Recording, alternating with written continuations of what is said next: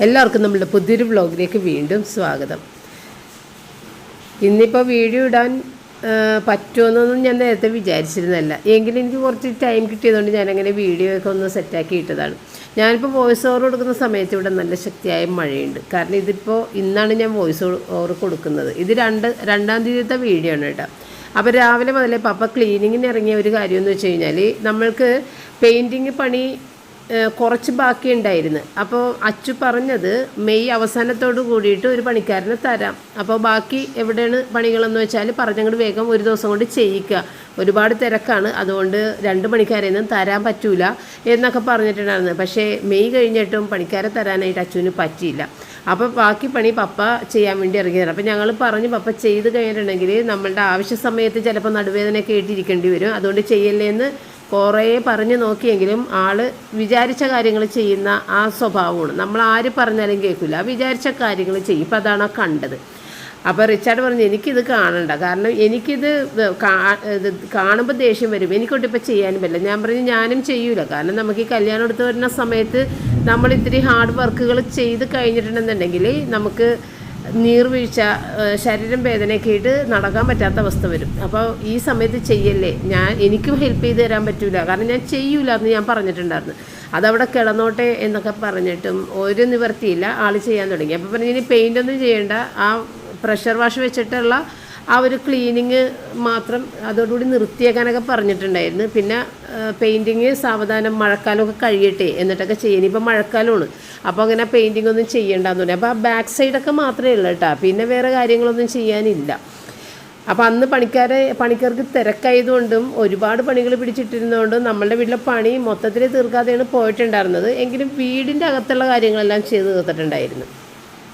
അപ്പോൾ ഇന്ന് ഞാൻ ഇത്തിരി പരിപ്പ് കറിയും മൈദയുടെ ദോശ ഉണ്ടാക്കണം. അപ്പോൾ മൈദയുടെ ദോശ എന്നൊക്കെ പറയുമ്പോൾ ഒരുപാട് ആളുകൾ ഇങ്ങനെ, അയ്യോ മൈദ വെച്ച് എങ്ങനെ മൈദയൊക്കെ കഴിക്കാൻ പാടില്ലെന്നൊക്കെ പറയും. പക്ഷേ അങ്ങനെ ഇവിടെ പ്രശ്നങ്ങളൊന്നുമില്ല, കാരണം നേരത്തെ മുതലേ പപ്പക്കൊക്കെ മൈദയുടെ ദോശ ഭയങ്കര ഇഷ്ടമാണ്, എപ്പോഴും ഉണ്ടാക്കി കഴിക്കുന്ന ഒരു കാര്യമാണ്. അത് ഭയങ്കര ഇഷ്ടമായതുകൊണ്ട് തന്നെ ചില സമയത്ത് ഞാനിവിടെ ഉണ്ടാക്കി കൊടുക്കും. അങ്ങനെ ഉണ്ടാക്കുന്നതാണ് കേട്ടോ, എപ്പോഴും നമ്മൾ ഉണ്ടാക്കാറില്ല. എങ്കിലും ഇന്നിപ്പോൾ പപ്പ കൂടുതൽ ജോലിയൊക്കെ എടുത്ത് വരുമ്പോൾ പപ്പയ്ക്ക് ഇഷ്ടപ്പെട്ട ഒരു സാധനം കാണുമ്പോൾ സന്തോഷമൊക്കെ ഒന്ന് എനിക്കറിയാം. അപ്പോൾ അതുകൊണ്ടാണ് ഞാൻ ഈ മൈദദോശ ഉണ്ടാക്കിയതെന്ന്.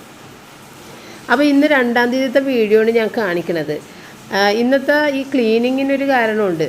ഇന്ന് 2-ാം തീയതി നമ്മുടെ മോക്കടെ പപ്പ നമ്മുടെ വീട്ടിൽ വിസിറ്റ് ചെയ്യുന്നൊരു ദിവസമാണ്. കാരണം പപ്പ 1-ാം തീയതിയാണ് ഖത്തറിൽ നിന്ന് നാട്ടിൽ എത്തിയത്.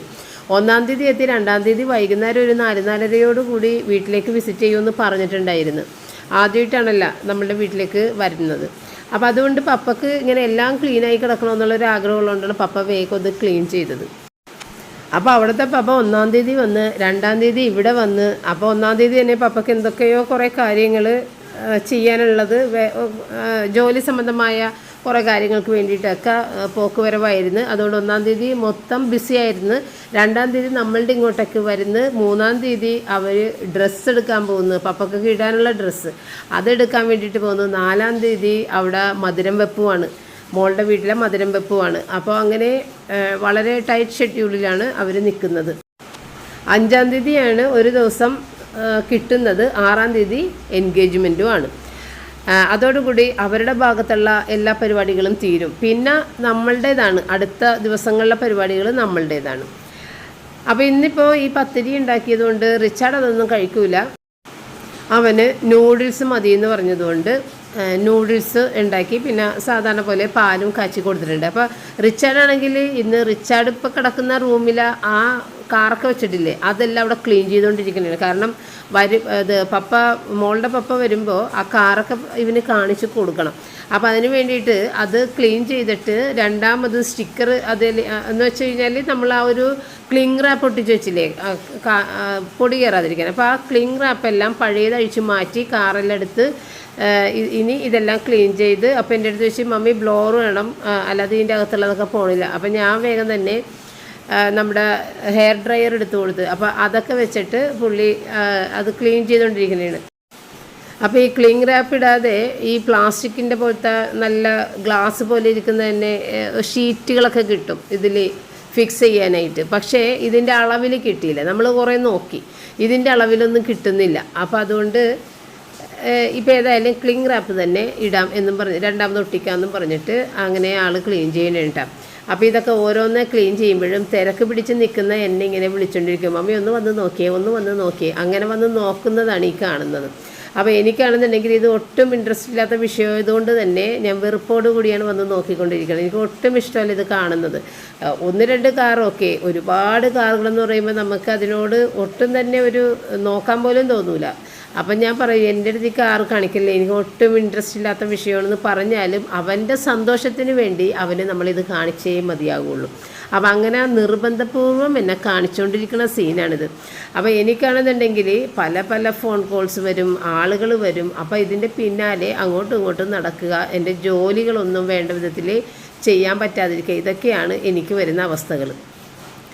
എങ്കിലും ഇവൻ്റെ സന്തോഷത്തിന് വേണ്ടിയിട്ട് ഇതും പോയിട്ട് ഞാൻ നോക്കുന്നുണ്ട് കേട്ടോ. അപ്പോൾ ഇനി അടുത്തത് ഇതാണ് ക്ലീൻ ചെയ്യാൻ പോകണമെന്ന് പറഞ്ഞാണ്. അപ്പോൾ ഇതിലൊന്നും വെക്കാത്ത ഒരു 10-25ഓളം കാറുകൾ മാറ്റിയിട്ടിട്ടുണ്ട് കേട്ടോ വേറെ. കാരണം അത് ഇത്തിരി വലിയ കാറുകളും പിന്നെ ഇവൻ വിചാരിക്കുന്ന പോലത്തെ കാറുകൾ, ഇഷ്ടപ്പെടാത്ത രീതിയിലുള്ള കുറേ കാറുകളൊക്കെ ഉണ്ട്. അതൊന്നും അവൻ ഇതിനകത്ത് വെക്കില്ല. അതൊക്കെ വേറൊരു അലമാരിയിൽ വെറുതെ ഡംപ് ചെയ്തിട്ടിട്ടുണ്ട്. പിന്നെ ഇതിൽ പൊടിയൊന്നും കയറാത്തതുകൊണ്ട് അതേലൊന്നും ചെയ്യണ്ട. അപ്പോൾ ഇതുപോലെ ആക്കാനായിരുന്നു അപ്പുറത്തെ കാറുകളുടെ അത് വിചാരിച്ചത്. പക്ഷേ ഈ സംഭവം കിട്ടിയില്ല. അതുകൊണ്ട് നമ്മളിപ്പോൾ ക്ലിങ് റാപ്പ് ഒട്ടിക്കണമെന്ന് പറഞ്ഞത്. അപ്പോൾ ഇതിനകത്തിരിക്കുന്ന കാറുകളെല്ലാം എനിക്ക് നല്ല ഇഷ്ടപ്പെട്ട കാറുകളാണ് കേട്ടോ. കാറെന്ന് പറയാൻ പറ്റില്ല, അതിനകത്ത് JCB പോലത്തെ സംഭവങ്ങൾ അതൊക്കെ എനിക്ക് ഭയങ്കര ഇഷ്ടമാണ്. അല്ലാതെയുള്ള കാറുകളോടൊന്നും എനിക്ക് വലിയ താല്പര്യമില്ല. കുഞ്ഞു കാറുകളൊക്കെ എനിക്ക് ഇഷ്ടമാണ്. എങ്കിൽ തന്നെയും ചവറ് പോലെ ആകുമ്പോൾ നമുക്കത് എന്തൊക്കെയാണെന്ന് പോലും മനസ്സിലാവില്ല. പിന്നെ വലിയ കാറിൻ്റെ അടുത്ത് എനിക്കൊട്ടും തന്നെ ക്രേസ് ഇല്ല. അതുകൊണ്ട് അതിപ്പം അവനങ്ങനെ മേടിക്കണില്ല. അവനിപ്പോൾ ചെറിയ കാറുകളിലേക്കാണ് തിരിഞ്ഞേക്കണം. എന്തെങ്കിലും ആട്ടെ, ഓരോരുത്തരുടെ സന്തോഷമാണ്. ഏതായാലും ഈ കാറ് മേടിക്കുന്നത് കൊണ്ട് അവൻ്റെ ശരീരത്തിന് ഒരു കേടുമില്ല. അല്ലാതെ ചിലപ്പോൾ ഡ്രഗിന് അഡിക്റ്റ് ആകുക, മദ്യപാനത്തിന് അടിമയാകുക, വേറെ പല കാര്യങ്ങൾക്ക് അടിമയാകുക, അങ്ങനെയൊക്കെയാണെന്നുണ്ടെങ്കിൽ എന്താകും അവസ്ഥ.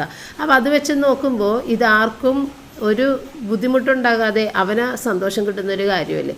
അപ്പോൾ അതുകൊണ്ട് നമ്മൾ അതിനകത്തേക്ക് പോകുന്നില്ല. എല്ലാവർക്കും ഉണ്ടാകും എന്തെങ്കിലുമൊക്കെ ഒരു ക്രേസ്, എല്ലാവർക്കും ഉണ്ടാകും. അപ്പോൾ ആ ഒരു ക്രേസ് വേറെ വഴിക്ക് പോകുന്നില്ലല്ലോ. അപ്പോൾ അതുകൊണ്ട് കുഴപ്പമില്ല.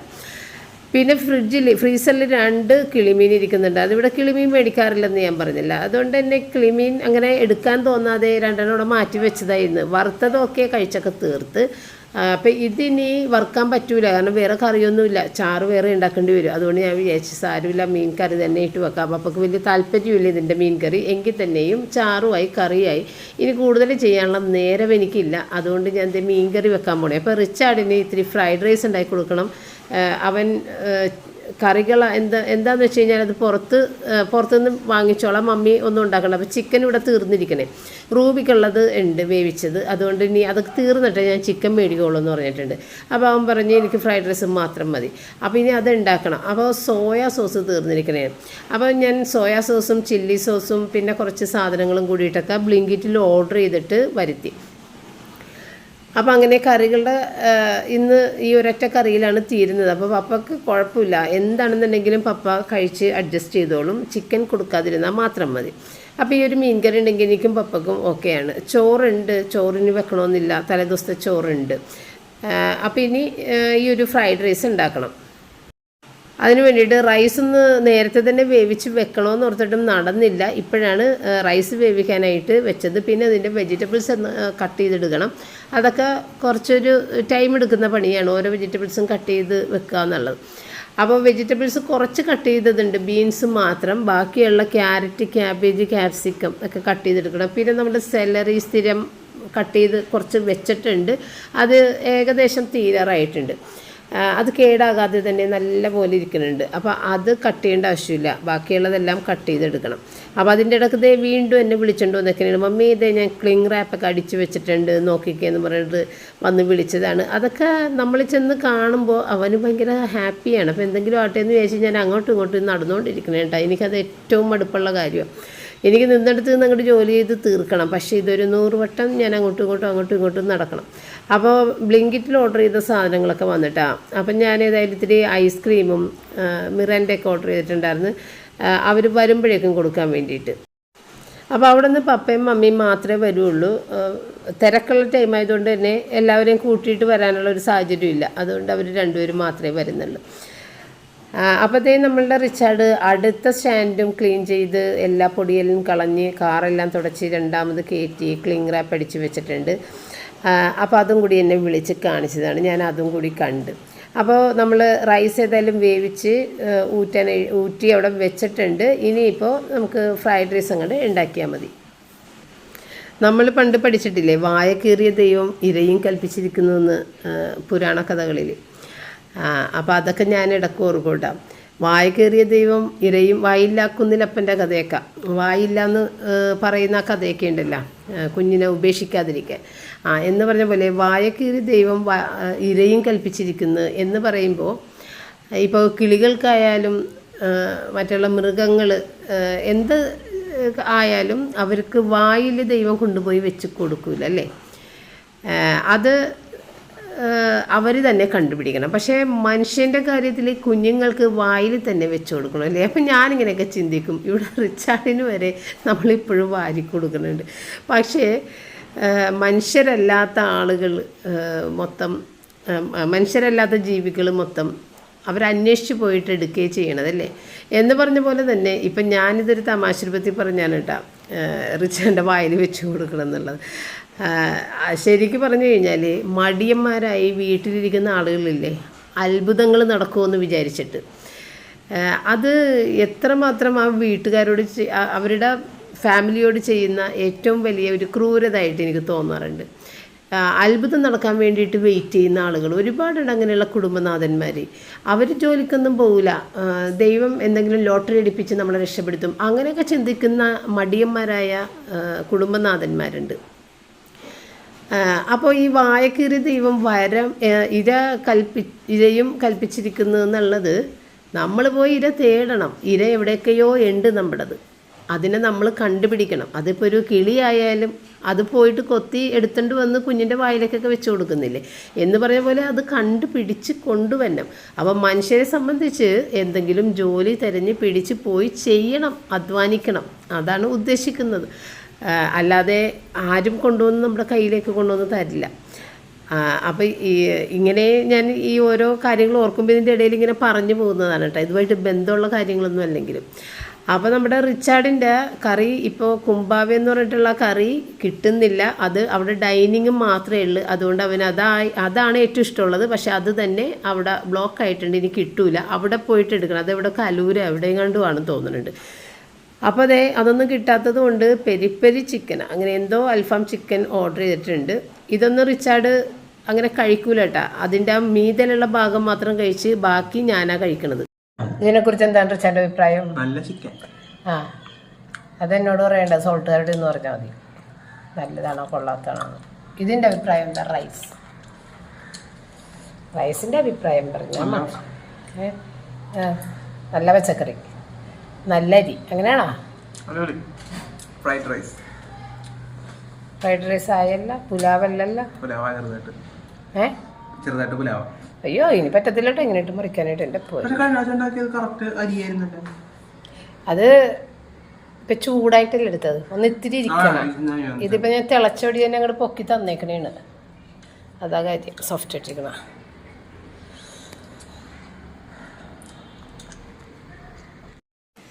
അപ്പോൾ റിച്ചാർഡിൻ്റെ കുംബാവ എന്ന് പറഞ്ഞ ഡിഷിന് എല്ലില്ലാതെ ബോൺലെസ് ആയിട്ട് വരേണ്ടതാണ്. അതാണ് അവൻ്റെ കൂടുതൽ അവനത് ഇഷ്ടപ്പെടുന്നത്. ഇതിപ്പോൾ എല്ലുള്ളതുകൊണ്ട് തന്നെ അത് അധികം കഴിക്കില്ല. അതിൻ്റെ മീതലുള്ള കുറച്ച് മാത്രമേ കഴിച്ചിട്ട് അത് അങ്ങനെ തന്നെ വെച്ചിട്ടുണ്ടാകും. അപ്പോൾ അത് ബാക്കി ഞാനാ കഴിക്കണമെന്ന് പറഞ്ഞ കാര്യം ഇതാ. അപ്പം ഞങ്ങൾ ഭക്ഷണം കഴിച്ച് കഴിഞ്ഞിട്ട് നേരെ മുകളിലേക്ക് വന്ന്, അപ്പോൾ മുകളിൽ നമ്മളുടെ ഈ ബെഡൊന്നും അതിൻ്റെ കവറൊന്നും എടുക്കാതെ അങ്ങനെ തന്നെ അവിടെ ഇട്ടേക്കുന്നതായിരുന്നു. അപ്പോൾ ബെഡിൻ്റെ മീതെ കല്യാണത്തിന് കൊടുക്കാനുള്ള കാര്യങ്ങളും സാധനങ്ങളെല്ലാം കൊണ്ടുവന്നിട്ട് വെച്ചിട്ടുണ്ടായിരുന്നു കേട്ടോ.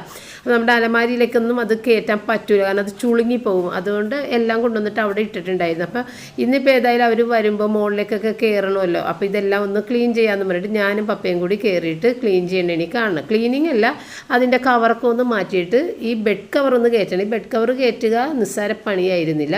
ഇതിപ്പോൾ ഞാൻ ടൈം ലാപ്സിൽ ഇട്ടതുകൊണ്ട് വേഗം അങ്ങോട്ട് ആയി, അത്രയേ ഉള്ളൂ. അപ്പോൾ അത് നമ്മൾ കുട്ടികൾക്കൊക്കെ ചെറിയ കുഞ്ഞുങ്ങൾക്ക് പാൻസൊക്കെ ഇടിക്കൂലേ, കംപ്ലീറ്റ് ചുരുട്ടിയെടുത്തിട്ട് കാലിലേക്ക് അങ്ങോട്ട് കയറ്റിയിട്ട് മുകളിലേക്ക് കയറ്റണം. ആ ഒരു മെത്തേഡിലാണ് ഈ കവർ ഞാൻ കയറ്റി ഇട്ടത് കേട്ടോ. അത് കഴിഞ്ഞിട്ട് ഒരു ബെഡ്ഷീറ്റ് തൽക്കാലം ഇങ്ങനെ വിരിച്ചിട്ട്, അപ്പോൾ അവർക്ക് ഒരു വൈറ്റ് ബെഡ്ഷീറ്റൊക്കെയാണ് ഞാൻ സെറ്റാക്കിയിരിക്കുന്നത്. ആ കല്യാണത്തിൻ്റെ അന്ന് ദിവസം ഇട്ടാൽ മതിയല്ല എന്നൊക്കെ വിചാരിച്ചിട്ട്. അപ്പോൾ ഇതൊരു തൽക്കാലം ഒരു ബെഡ്ഷീറ്റ്, പിന്നെ ഈ ഒരു ബ്ലാങ്കറ്റ് ഒരു സ്ഥലത്ത് ഒതുങ്ങൂല, കാരണം അതിന് വാക്വം ചെയ്തിട്ട് മാത്രമേ നമുക്ക് ഒതുക്കിയെടുക്കാൻ പറ്റുള്ളൂ. അപ്പോൾ ഇനി അത് വാക്വം ചെയ്യാനുള്ള സമയമൊന്നുമില്ല. അപ്പോൾ അതങ്ങനെ വിരിച്ചിട്ട് കേട്ടോ. പിന്നെ പില്ലോയൊക്കെ എടുത്ത് കവറൊക്കെ ഇട്ട് അതും കൂടി ചെയ്ത്.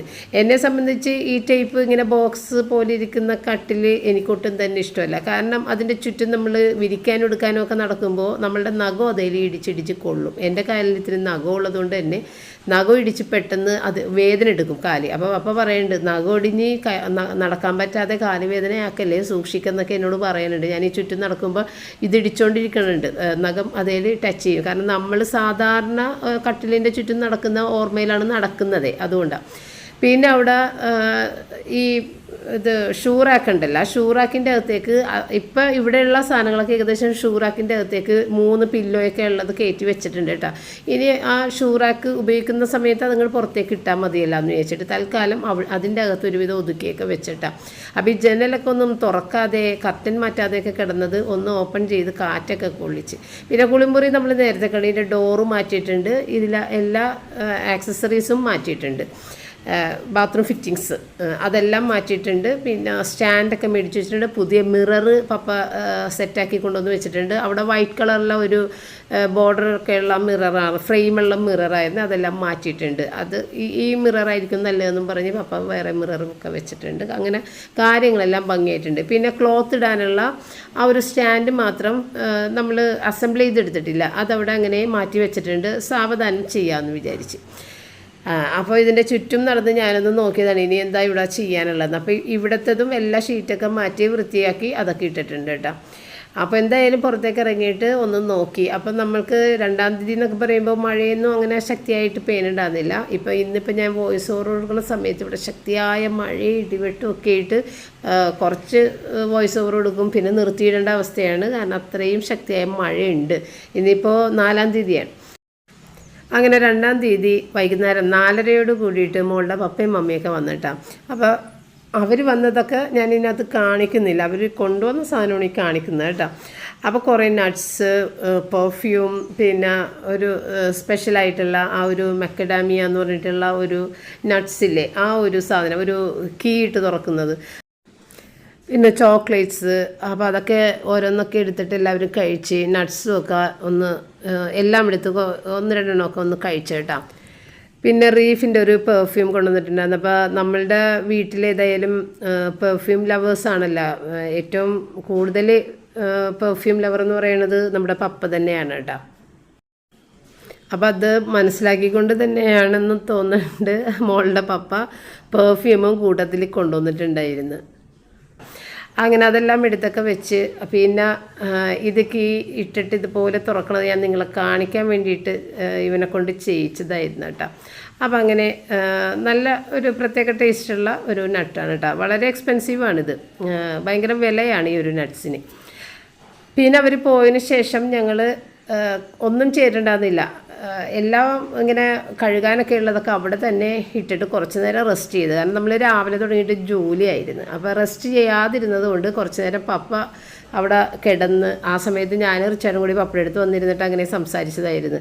അതുകൊണ്ട് എനിക്കിനി കിച്ചണിൽ ഒത്തിരി ജോലികൾ കിടക്കുന്നുണ്ട്. അപ്പോൾ ഈ ഒരു സ്റ്റാൻഡ് റിച്ചാർഡ് ഇന്ന് ഓർഡർ ചെയ്തിട്ട്, ഇന്നല്ല കുറേ ദിവസം മുമ്പ് ഓർഡർ ചെയ്തിട്ട് ഇന്ന് വന്നതാണ് കേട്ടോ. അപ്പോൾ അത് പപ്പയുടെ അടുത്ത് പിടിപ്പിക്കണമെന്ന് പറയണം. അപ്പോൾ ഞാൻ പറഞ്ഞ പപ്പ നടുവേദനയൊക്കെ ആയിട്ട് ഇരിക്കണേണ്, ക്ലീനിങ് എല്ലാം കഴിഞ്ഞുകൊണ്ട്, അതുകൊണ്ട് അത് പിന്നീട് പിടിപ്പിക്കുക എന്ന് പറഞ്ഞിട്ട് കൊണ്ടുപോയി വെപ്പിച്ചതാണ് കേട്ടോ. അപ്പോൾ പൊറോട്ടയും ബീഫും പിന്നെ എന്താ ഒരു വെജ് കുറുമയൊക്കെയാണ് നമ്മൾ മേടിച്ചിട്ടുണ്ടായിരുന്നത് നമുക്ക് കൊടുക്കാൻ വേണ്ടി. കാരണം ഈ 4:30 മണി 5 മണി എന്നൊക്കെ പറയുമ്പോൾ നമുക്ക് വേറെ എന്താ കൊടുക്കേണ്ടത്, അപ്പോൾ അങ്ങനെ മേടിച്ചിട്ടുണ്ടായിരുന്നു കേട്ടോ. പിന്നെ ചായയും കൂടി ഇട്ടിട്ട് അതും ഒക്കെ ചേർത്തിട്ടാണ് കൊടുത്തിട്ടുണ്ടായിരുന്നത് അവർക്ക്. അപ്പോൾ റിച്ചാർഡിനാണെന്നുണ്ടെങ്കിൽ ഈ പൊറോട്ട ബീഫൊന്നും റിച്ചാർഡ് കഴിക്കില്ല, അവന് ഫ്രൈഡ് റൈസ് ഉണ്ട്, പക്ഷേ അതിന് കറിയില്ലാത്തതുകൊണ്ട് എൻ്റെ അടുത്ത് ഈ ഫ്രൈസ് എല്ലാം ഒന്ന് ആക്കിത്തരാൻ പറഞ്ഞിട്ട് അതെല്ലാം ഞാൻ ആക്കാൻ വേണ്ടിയിട്ട് വെച്ചിട്ടുണ്ട്. പിന്നെ മിറാൻ്റെയും കൂടി അവന് വേണമെന്ന് പറഞ്ഞാൽ അതും കൂടിയിട്ടൊക്കെ എടുത്തിട്ടാണ്.